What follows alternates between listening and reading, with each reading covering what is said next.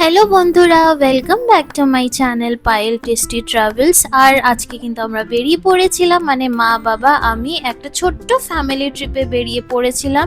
আর তোমরা নিশ্চয়ই আগে যারা যারা ভিডিও দেখেছো তোমাদেরকে বলেছিলাম যে একটা ছোট্ট ট্রিপের প্ল্যান আছে, বিকজ অনেক দিন ধরে কিন্তু মার শরীর খারাপও ছিল আর আমারও ছিল, তো ও জন্য কিন্তু বেশিরভাগই কোনো ফুড ভিডিওস আনা হয়নি। তো একটুখানি একটা ছোট ট্রিপের কিন্তু আমাদের দরকার ছিল, তো তাই জন্য বেরিয়ে পড়লাম। তো আমরা কিন্তু জার্নিটা স্টার্ট করেছিলাম অ্যাট 6:40 AM। মা আর আমি কিন্তু পেছনে বসেছিলাম, বাবা সামনে বসেছিল। আর যেহেতু সকালবেলা ছিল অ্যান্ড তোমরা তো জানোই যে আমি কফি পাগলু, সো নিডেড আ কোল্ড কফি।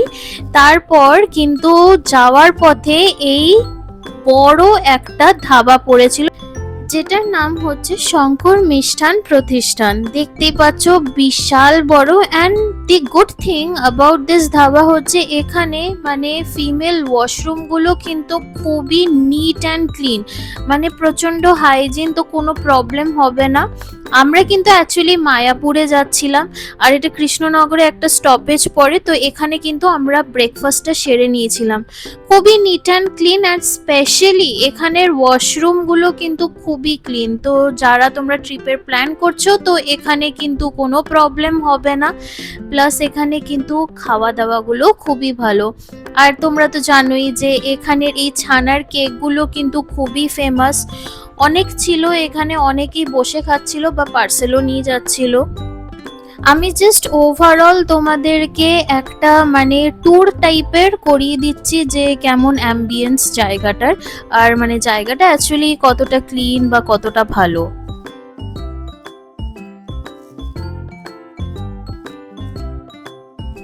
ব্রেকফাস্ট কিন্তু এসে পড়েছিল, বাবা নিয়ে নিয়েছিল এই পুরি, যেটার মধ্যে মিষ্টি ছিল, ছোলার ডাল ছিল, আর কিন্তু ডিম সিদ্ধ দিয়েছিল। আর আমি আর মা নিয়ে নিয়েছিলাম হচ্ছে ধোসা। আমি নিয়েছিলাম প্লেন ধোসা আর মা নিয়েছিল মশালা ধোসা। আর অনেস্টলি প্রথমে আমি ভাবিনি যে এতটা ভালো খেতে হবে। দি সাম্বার সাম্বার যেটা ছিল আর যে রেড চাটনিটা ছিল না, দারুণ ছিল খেতে, মানে খুবই ভালো ছিল। তারপর বাস আমাদের ব্রেকফাস্ট হয়ে গেল আর আমরা বেরিয়ে পড়লাম টুয়ার্ডস মায়াপুর। আমরা যে হোটেলে স্টে করব বা যে রিসর্টে স্টে করব সেখানে কিন্তু একটাই চেক ইন, তো আমরা কিন্তু ডিরেক্টলি প্রথমে মায়াপুরে চলে গেছিলাম ওই গদা ভবনের যে আছে মানে প্রসাদ যেটা দেওয়া হয়, তো ওইটা খেতে। তো প্রথমে কিন্তু আমরা মায়াপুরে চলে গেছিলাম, তো ওখানে গাড়িটা পার্কিং করে তারপর টোটোতে আমরা গেছিলাম। গাড়িটা যেখানে আমরা পার্কিং করেছিলাম ওখান থেকে টোটোর ভাড়া কিন্তু 30 টাকা নিয়েছিল। তো 30 টাকায় কিন্তু আমাদের একেবারে মন্দিরের সামনে ছেড়ে দেয়। তারপর আমরা ওখান থেকে যাই ওই প্রসাদের টিকিট কাউন্টারে। এই জায়গাটা হচ্ছে এটার এন্ট্রি গেট, এখান দিয়েই ঢুকতে হবে। তো একটুখানি জাস্ট হাঁটা, বেশিক্ষণ হাঁটা না, একটুখানি হাঁটা, তারপরেই কিন্তু আমরা মানে যেই ডেস্টিনেশনে আমাদের যাওয়ার কথা সেখানে কিন্তু আমরা চলে যাচ্ছিলাম।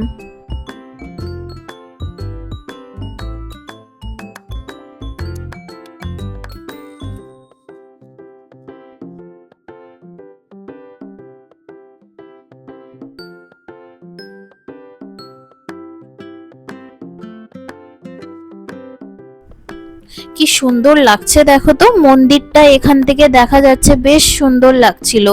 আর মানে নতুন মন্দির আর পুরনো মন্দির কিন্তু দুটো আছে। নতুন মন্দিরটা কিন্তু এখনো খোলেনি, এখনো কিন্তু কনস্ট্রাকশনটা চলছে। পুরনো মন্দিরটা তো খোলা আছে। যাই হোক, ওটা তোমাদেরকেও দেখাবো, সবকিছুই দেখাবো, তো এন্ড অব্দি কিন্তু থেকো।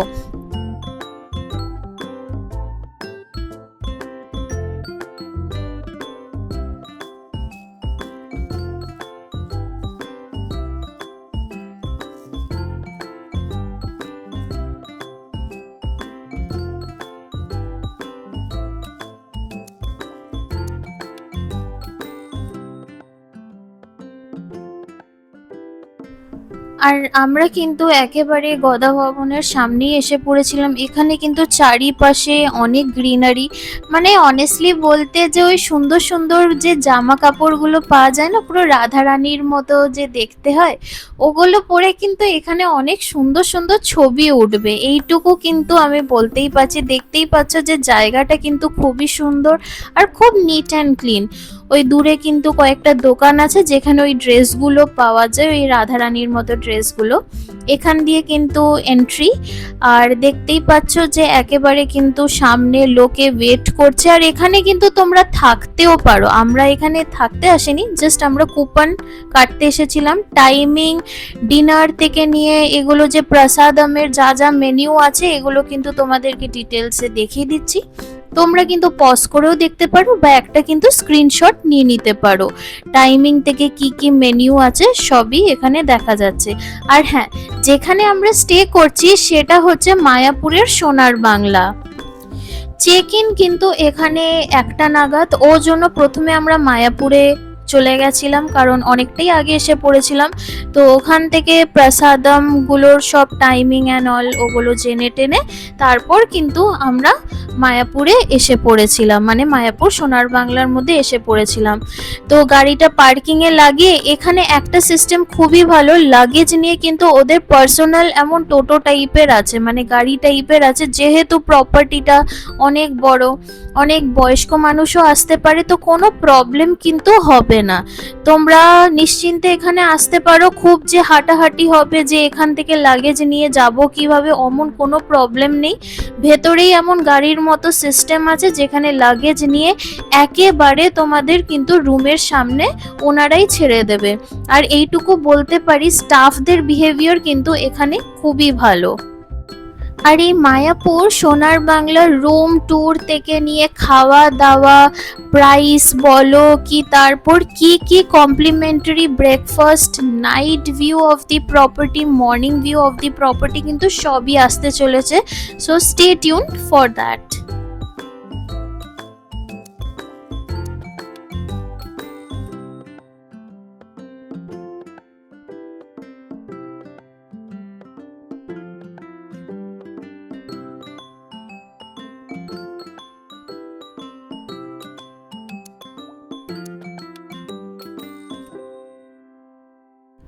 আর এই জায়গাটা কিন্তু আমার পার্সোনাল খুবই ফেভারিট। এগুলো কিন্তু প্রত্যেকটা আম গাছ, মানে এখানে আম পড়ে পড়ে ফেটে নষ্ট হয়ে যাচ্ছে, আম খাওয়ার কেউ পাবলিক নেই। আর আমাদের ওখানে গাছ থেকে যদি একটা আম পড়ে 10 জন নিয়ে কাড়াকাড়ি করবে, মানে আমি অবাক।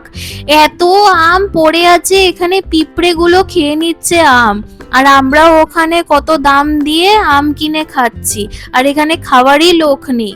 এত আম, আর একটা সুন্দর কিন্তু মিষ্টি আমের গন্ধও বেরোচ্ছে।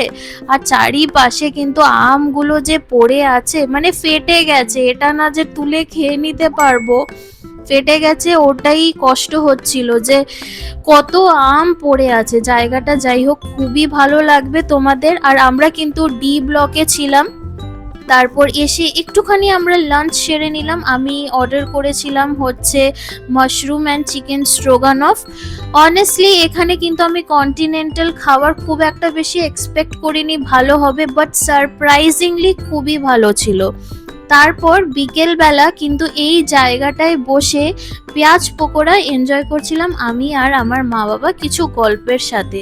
নাইট ভিউটা ঠিক এমন লাগছে দেখতে, খুবই ভালো লাগছে। মানে তোমাদের প্রিয়জন বা ফ্যামিলির সাথে আসলে কিন্তু জমে যাবে এখানে, খুবই ভালো লাগবে। দারুণ রিসর্ট, প্রত্যেকটা জিনিস কিন্তু আমি ডিটেলসে দেব পরের ব্লগগুলোতে।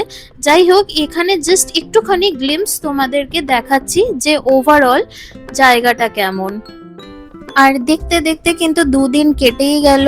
মর্নিং ভিউটা জাস্ট দেখাচ্ছে যে কি সুন্দর লাগছে। আর এখানে কিন্তু অনেক ফুল গাছ আছে, তো যেই ফুলগুলো পড়েছিল ওর মধ্যে থেকে কিন্তু কিছু ফুল আমি নিয়ে নিয়েছিলাম। আর সত্যি কি সুন্দর গন্ধটা ছিল। বিকেলবেলা কিন্তু আমরা একটুখানি মায়াপুরের দিকে গেছিলাম সন্ধ্যা আরতি দেখতে। আর জাস্ট দেখো যে কি ভালো লাগছে, কি ভালো লাগছে সত্যি, মানে এইসব জায়গায় গেলে মন পুরো শান্ত হয়ে যায়। আমাদের এই বেলুড় মঠ বলো কি দক্ষিণেশ্বর বলো কি মায়াপুর, এইসব জায়গায় না গেলে একটা আলাদাই একটা মানে স্পিরিচুয়াল কানেকশন আসে।